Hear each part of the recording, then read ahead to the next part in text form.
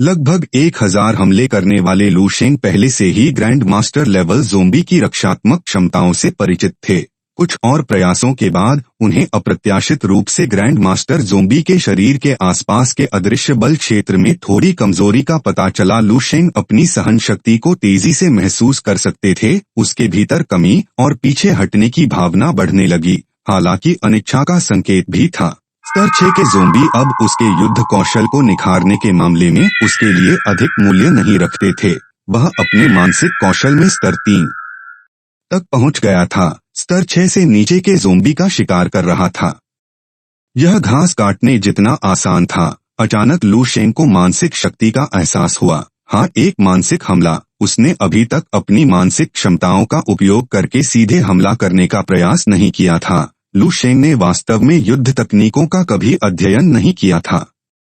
एक मानसिक चिकित्सक हमेशा अपनी मानसिक शक्ति को अपने मार्शल कौशल की तुलना में एक द्वितीयक समर्थन उपकरण के रूप में मानता है। मानसिक चिकित्सक के क्षेत्र में उसकी शक्ति बहुत मजबूत थी, क्योंकि यह एहसास उसे हुआ था। लू शेंग को अचानक स्पष्टता महसूस हुई। उसकी आंखें चमक उठीं और उतना ही अधिक वह इसके बारे में सोचा तो दृढ़ संकल्प के साथ यह दृष्टिकोण अधिक व्यवहार्य लग रहा था। लू शेंग ने अपनी आध्यात्मिक शक्ति को एकजुट शक्ति में बदल दिया और एक शारीरिक हमले की तरह अपने सामने ग्रैंड मास्टर स्तर के ज़ोंबी पर जोरदार प्रहार किया। जिस क्षण उसकी मानसिक शक्ति ने ग्रैंड मास्टर ज़ोंबी के साथ संपर्क बनाया, एक अदृश्य बाधा का सामना करना पड़ा।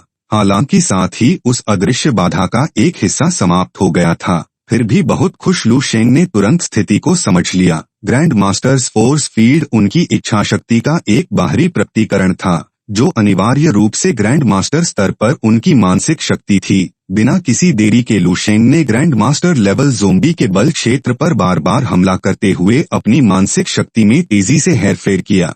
ग्रैंड मास्टर्स बल क्षेत्र तेजी से कम हो गया, क्योंकि लू शेंग के लगातार हमलों के ये एक बोधगमय गति से ऊर्जा की खपत हुई। अपनी मानसिक शक्ति के प्रत्येक उपयोग के साथ लू शेंग और अधिक कुशल हो गया। इस सीधी और आक्रामक तकनीक के अलावा वह समझ सकता था कि उसके मानसिक हमले प्रत्येक प्रयास के साथ मजबूत होते जा रहे थे। इस समय ग्रैंड मास्टर लेवल ज़ोंबी लू शेंग की धारणा के अनुसार अपनी प्रारंभिक स्थिति की तुलना में काफी कमजोर दिखाई दे रहा था। लू शेंग के भीतर दैवीय प्लूटो तकनीक बढ़ गई, जिससे उसका रक्त बढ़ गया, ऊर्जा का स्तर बढ़ गया था। दिल उसके शरीर में तेजी से धड़क रहा था, क्योंकि उसका रक्त ऊर्जा का स्तर 10 गुना तारकीय तकनीक के साथ गर्जना कर रहा था।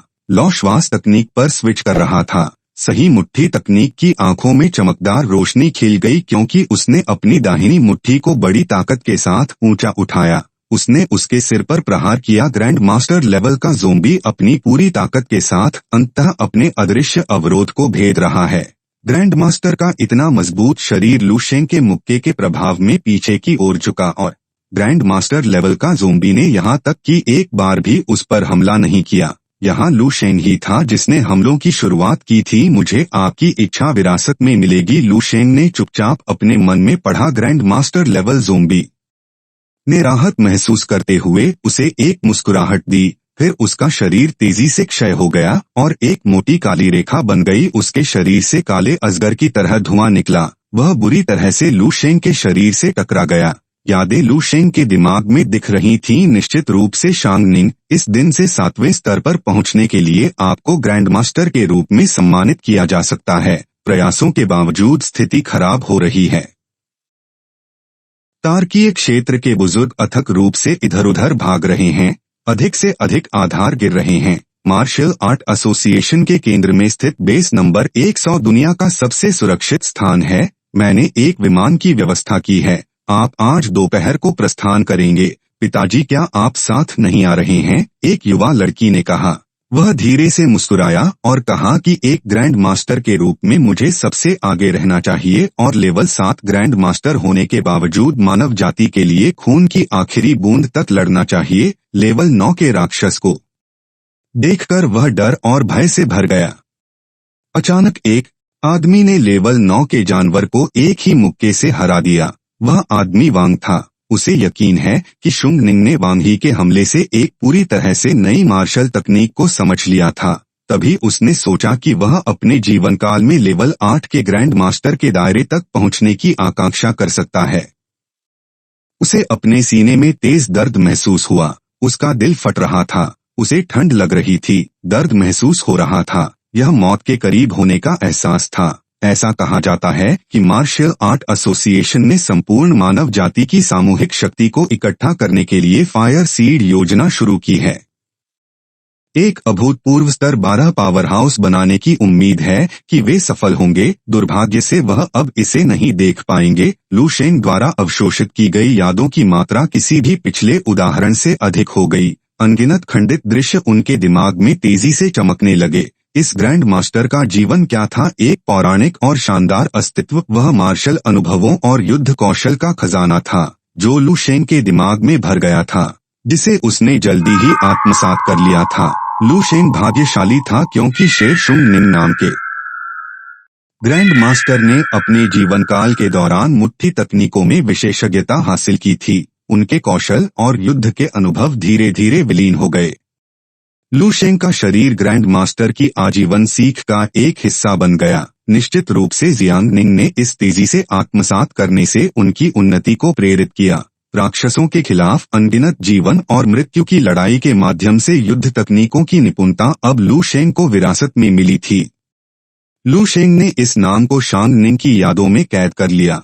ऐसा प्रतीत हुआ कि शांग निंग के ग्रैंड मास्टर जीवन की उनकी पत्नी और बच्चों के अलावा अंतिम यादों में शेरशांग निंग के लिए महत्व था। इस नाम का उल्लेख सबसे अधिक किया गया था और संयोग से लू शेंग इस नाम को जानते थे।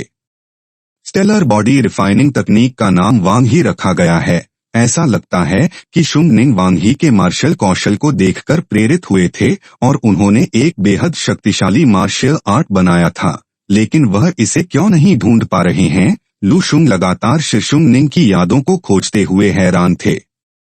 उसने देखा कि स्मृति के टुकड़ों के भीतर एक पल में एक सुनहरा बिंदु दिखाई दे रहा है। एक स्मृति दृश्य जिसे लू शेंग ने पहले कभी नहीं देखा था। वह एक विशाल उजाड़ जंगल था। घना काला कोहरा चारों ओर व्याप्त था।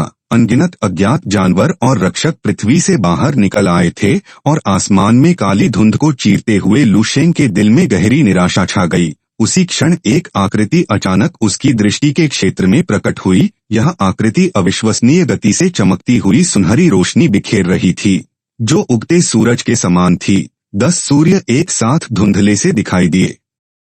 आकाश अविश्वसनीय रूप से चमकदार सूरज की चमक से सब कुछ रोशन कर दिया, जिससे उसने अपनी आंखें चौड़ी करने के लिए संघर्ष किया, लेकिन केवल सुनहरी रोशनी का समुद्र देख सका। यह अज्ञात था कि कितना समय बीत चुका था। सुनहरी रोशनी धीरे धीरे फीकी पड़ गई और लू शेंग की दृष्टि लौट आई। उसने देखा कि अनगिनत जानवर जो पहले आकाश को ढक चुके थे और व्यापक काली धुंध गायब हो गई थी।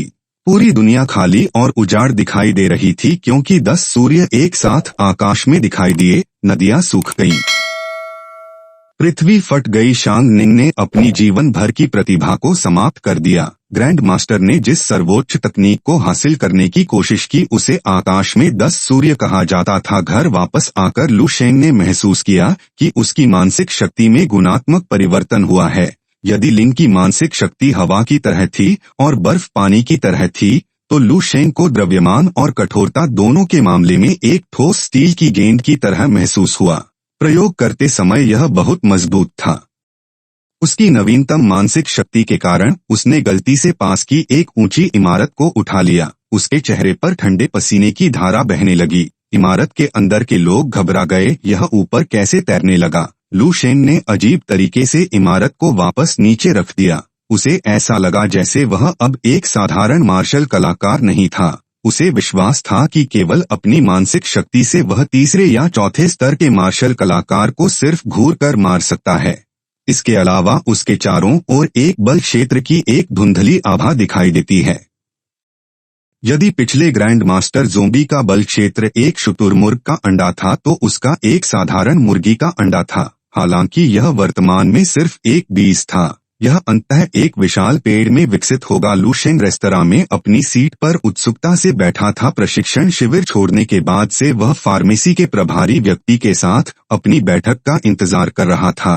जिससे वह विदेशी जानवरों के मांस की दैनिक आपूर्ति से वंचित हो गया था और उसे अपनी सहायता के लिए पूरक की सख्त जरूरत थी। जल्द ही एक महिला तेजी से उसके पास आ गई। वह लंबे समय से इस दिन का इंतजार कर रही थी, इसलिए वह काफी चिंतित थी। उसने सोचा था कि सारी उम्मीदें खत्म हो गई हैं। हालांकि उम्मीद की एक किरण दिखी, क्योंकि स्थिति ने आश्चर्यजनक रूप से एक मोड़ ले लिया। दूसरे पक्ष ने सहयोग का प्रस्ताव देने की पहल की।